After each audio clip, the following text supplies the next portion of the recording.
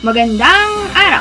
Ipinatupad na ni Pangulo Ferdinand Marcos Jr. ang pagkakaroon ng price cap o limitasyon sa presyo ng bigas sa buong bansa batay sa rekomendasyon ng Department of Agriculture at Department of Trade and Industry sa ilalim ng Executive Order No. 39 na ipinalabas matapos ang sectional meeting ng Malacanang.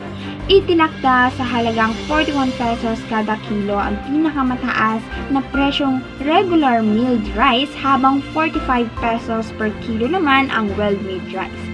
Ginawa ng Pangulo ang hakbang kasunod ng pagtaas ng mga presyo ng bigas sa mga pamilihan at sa pagpapaulat ng mga manipulasyon sa presyo at pagigipit sa supply nito.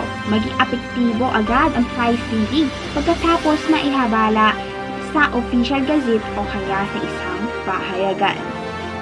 Balitang-balita sa mga motorista, wala pang piso ang naaambag taas presyo ng petrolyo.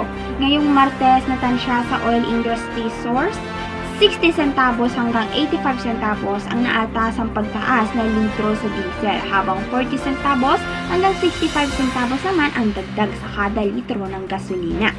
Muli, ako po si Princess Q. Asturias at magandang araw!